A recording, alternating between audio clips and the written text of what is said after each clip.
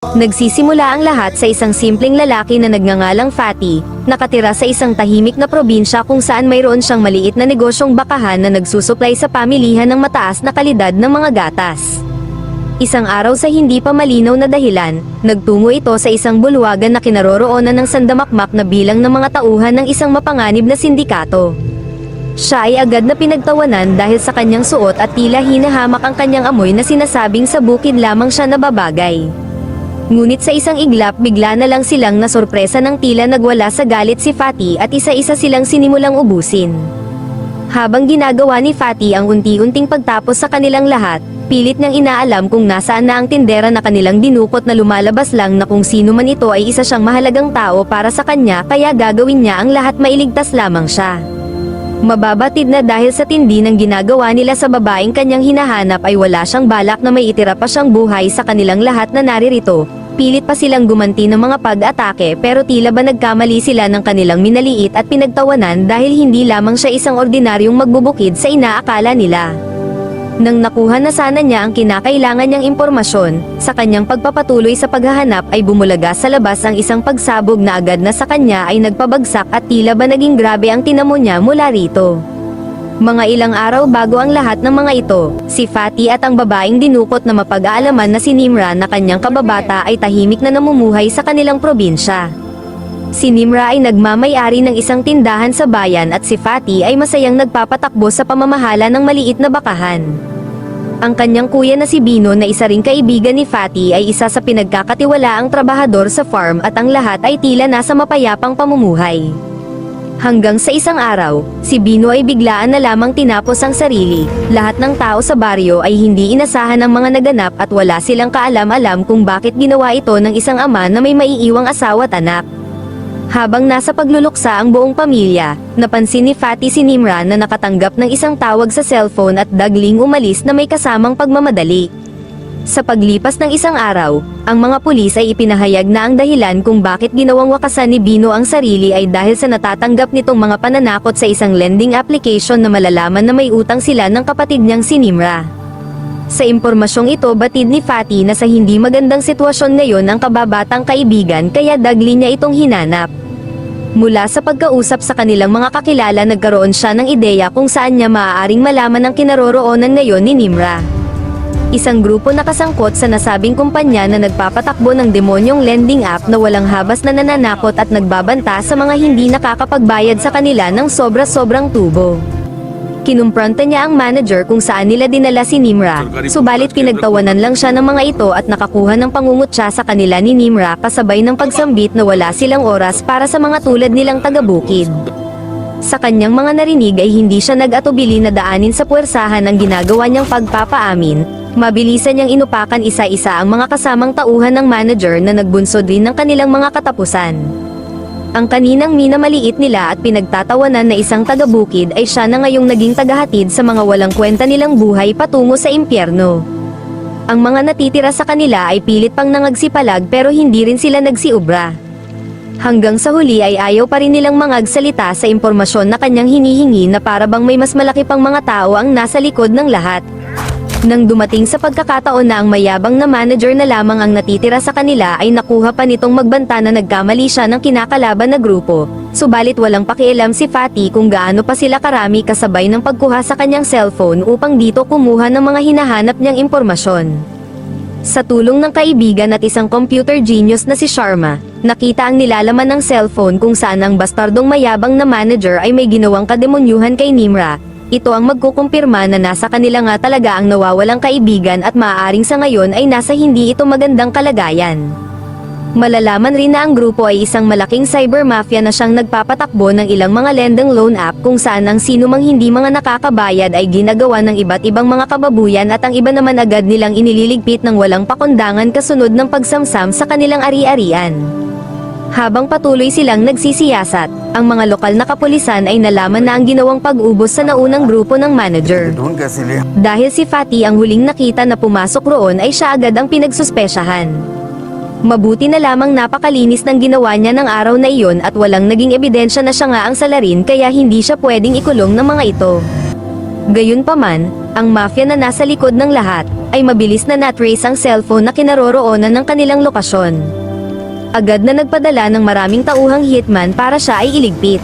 Sa pagpasok ay mabilis na nabuking ng mga ito kung nasaan si Sharma. Mabuti na lamang din ay nakauwi na si Fatty at agad nitong napigilan ang grupo sa binabalak na gawin sa kaibigan na sa kanya ay tumutulong. Sa isang kurap ay mabilis na bumulagta agad ang iilan sa kanila. Dito nagsimula ang umaatikabong bakbakan sa loob ng apartment house kung saan mas naging pabor pa ang mga pagkakataon na ito dahil maaari niya silang paaminin sa eksaktong kinaroroonan ng kanilang amo. Ang inaakala ng mafia na isang simpleng sakit lang sa ulo na tao ay mas kakaiba pa pala sa kanilang inaasahan. Dahil kahit ipinadala na nila ang ilan sa kanilang maraming mga hitman ay lumalabas lang hindi pa rin magiging sapat ang mga ito para mapigilan siya sa ginagawang pagtugis sa kanila. Nang sa mga sandali na ayaw nilang magsalita sa impormasyon na kanyang hinihingi ay walang pag-aalinlangan na itinuloy ni Fatty ang walang humpay na pagtapos sa kanilang lahat na naparito upang siya ay iligpit. Kahit ang mga karagdagang lookout sa labas ay walang mga nagawa at tuluyan silang nabigo sa kanilang mga plano. Mula sa mga nangyari ay nagpasalamat si Sharma dahil naging sakto lang ang kanyang pag-uwi. Ang mga nangyari ay nalaman ng tumatayong mafia boss na nagngangalang Sahar. Halos sumabog ito sa sobrang galit dahil sa naging palpak na trabaho ng kanyang mga tauhan.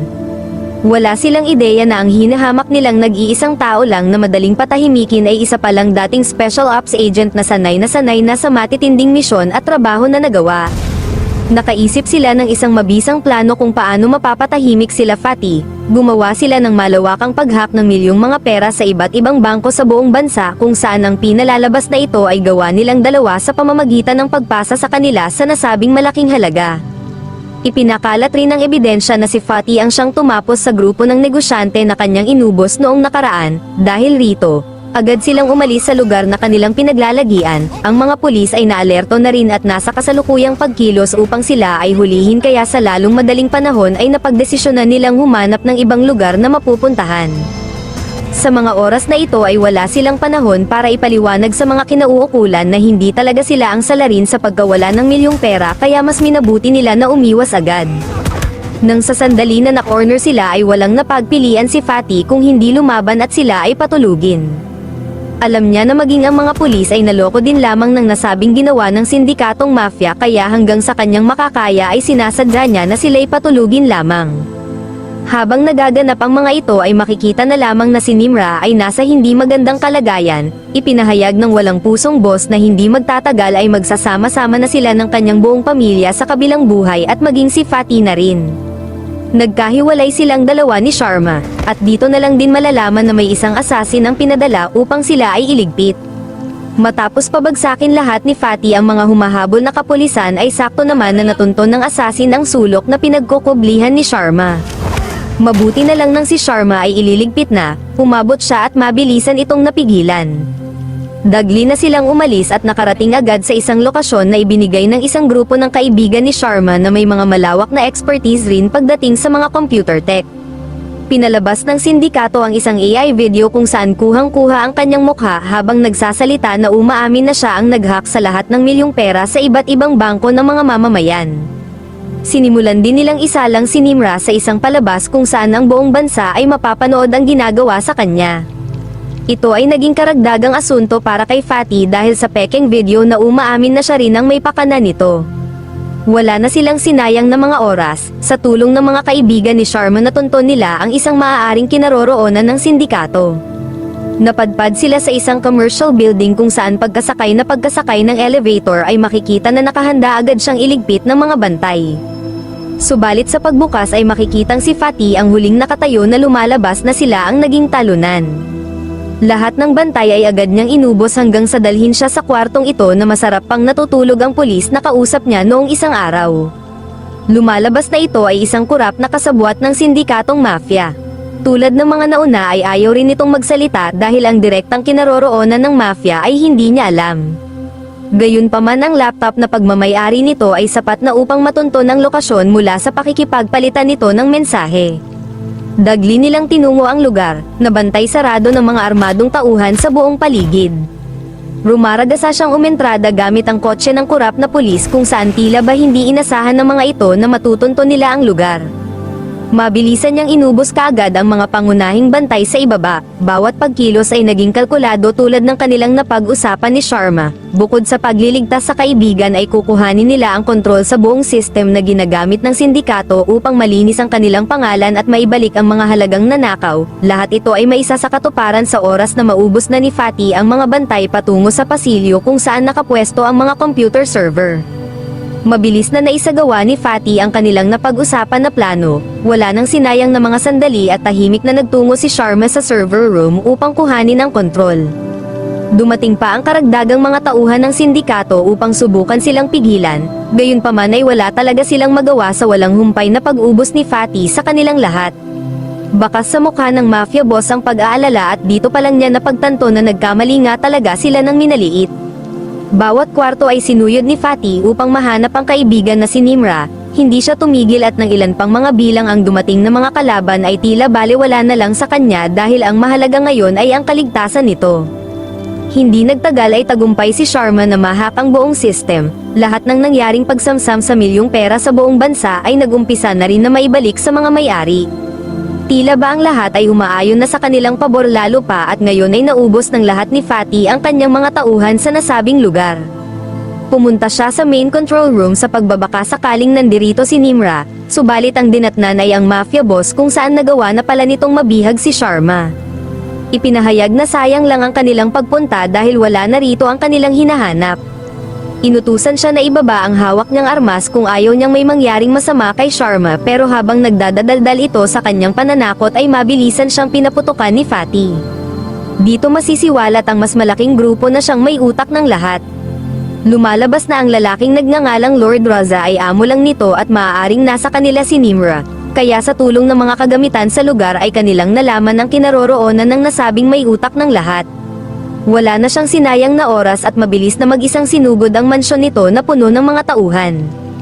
Mag-isa siyang nakipaggera sa kanilang lahat at talagang hindi siya nagpatinag kahit siya ay nag-iisa lamang. Sila ay isa palang sekretong international cyber mafia na grupo na siyang nagpopondo sa iba't ibang lokal na mga mafia sa iba't ibang bansa kaya alam ni Fatty sa kanyang sarili na kung magagawa niya silang masupil ay lubos na makakatulong ito sa mga lugar na pinaggagawaan nila ng iba't ibang mga kasamaan. Sa pagtagal ng rumaragasang bakbakan bagamat nakarami siya ng mga napatumbang bilang ay hindi pa pala rito nauubos ang lahat. Dumating ang ilang karagdagang mga kalaban na talagang nagpabagal sa kanya ng husto sa pagtuklas kung saan bang bahagi ng mansyon nandirito ang hinahanap niyang kaibigan. Ang lahat ng ito ay pinapanood ng nasabing may pinakautak ng lahat. Hindi siya makapaniwala na karamihan sa kanyang tauhan na nasa ibaba ay mga natatalo lamang sa nag-iisang lalaki. Kaya sa mga pagkakataon na ito kanyang ipinag-utos na ang lahat ng tauhan nila ngayon na nasa India ay magmadaling pumunta dito sa kanilang headquarters. Isang pakahulugan na desperado na sila na idispatcha sa lalong madaling panahon ng minaliit nilang taga-bukid na sobrang nagbibigay ngayon sa kanila ng sakit sa ulo. Ni isa ay wala siyang pinaligtas at kahit magtago sila ay agad niyang sinundan ng mga ito upang tapusin. Bawat palapag ay may naghihintay na mga kalaban na pakahulugan lamang na totoo nga ang mga unang banta ng mga nauna niyang tinapos na hindi basta-bastang isang maliit na grupo lang ang kanyang binabangga. Matapos maubos ang lahat ng nasa sumunod na palapag, agad siyang naglakad patungo sa itaas kung saan pagkabukas ng pinto ay mabilis na bumungad ang isang pagsabog na agad na nagpabagsak sa kanya. Tila ba sa unang tingin ay tagumpay sila na mapuruhan siya kaya dito na nagsisugod ang hindi mabilang na mga asasin na kaninang mga ipinatawag sa lugar para lang sa kanya. Sa kabutihang palad agad siyang nakabangon at bagamat nagtamo siya ng mga tama dahil sa pagsabog ay masigasig pa rin niya silang hinarap. Sila ay kargado ng iba't ibang mga uri ng armas na pantapos kaya dito na siya unti-unting nahirapan lalo pa at nanggagaling sa iba't ibang direksyon sa pasilyo ang kanilang mga pagsugod. Nang sa tagpo na siya ay na-corner na, ipinag-utos ni Raza na gusto niya itong dalhin sa kanyang harap. Ngunit tila isa itong malaking pagkakamali dahil ang kakaunting segundo na ibinigay nila sa kanya ay sapat na upang muling makalamang sa matinding laban. Dito na isa-isang naubos ang mga asasin at hindi nagtagal ay nagtagumpay siya na mapuksa silang lahat. Ngayon na wala na siyang natitirang tauhan, ang makapangyarihang kriminal na ito ay tila isa na lang ordinaryong matanda na tulad ng karamihan. Hindi na pinatagal pa ni Fatty ang lahat at tuluyan na niyang tinuldukan ang kanyang kasamaan. Sa pagtatapos ay naging maayos na ang lahat, bumalik sa normal ang pamumuhay at lubos na nagpasalamat si Fatty sa ginawang pagtulong ni Sharma hanggang sa huli.